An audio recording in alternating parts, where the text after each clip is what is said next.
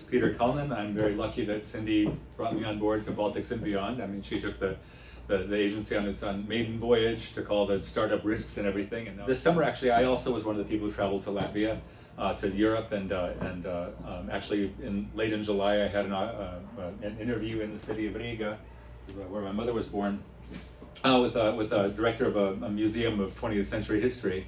And so I'll be doing translation and guide and other sort of work there, starting in October. So with that, I actually having taught for 20 years, mostly in the northern suburbs of Minneapolis, St. Paul, I put in my retirement actually and decided to take the plunge, and I'll be moving to Latvia in about a week. Actually, because my parents were both born in the Republic of Latvia, I actually applied for and got a dual citizenship in the early 1990s, because the Soviet occupation of the Baltic states was never recognized by the United States or really internationally.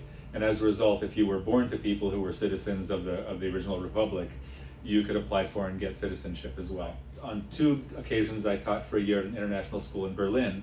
And as a European Union citizen, I didn't have to apply for work permission, residency, visa, or anything like that. I was able to simply go there and show up and register and start at it. So just a brief bit about being a teacher.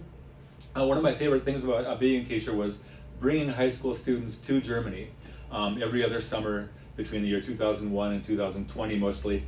And the first year I did it, I actually booked one of the tours, and we went we landed in, I think, where did we land? I think Cologne, and we saw Frankfurt, and we saw the Rhine River, and we went down and saw Munich, and we saw the Black Forest and Cuckoo Clocks, and we swung up north and saw Berlin and the Brandenburg Gate and so on. And it was, every day was sort of, get on the bus, get out of the youth hostel, come see the guided tour with the buses and buses full of other people, seeing those highlight places, which are worth seeing. I mean, Neuschwanstein is really something else. It's just that you have 60,000 people in line with you waiting to see Neuschwanstein because it's been a destination for so long, the world wants to see it. So from then on, I arranged a partner school with a gymnasium, a high school, German high school in Cologne. So for 3 weeks every other summer, I would bring about a dozen of the students who were interested in doing it to visit their partners in Cologne, Germany, and actually go and see what German school was like and see what a German family lived like. And we'd go and, I'd always go to near the Belgian border, a little town called Monschau in the Ardennes forest, and it's just the black slate roofs, and the place is just dazzling.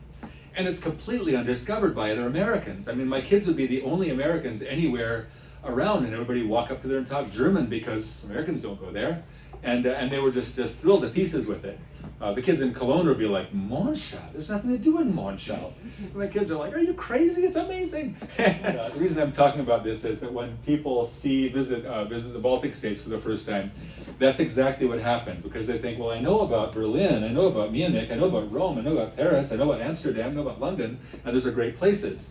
But suddenly there's a place that has, all the charms and all the architecture and all the cuisine and all the history and everything, and they have it to themselves. But the Baltic states really are an undiscovered gem, and it's fun to share them. I come from it from the other direction because we spoke Latvian at home. I had a grandmother at home who pretended not even to know English, so my Latvian got pretty good, because if I wanted to know where my socks were, couldn't ask in English. Well, he doesn't speak English, so it was. I was lucky that way too, by not being forced to speak the language out of respect, but just because speak English, Peter. She would actually have me translate the soap operas to like, what are those people doing? And I was like, of course she knew. She'd been in America for 30 years.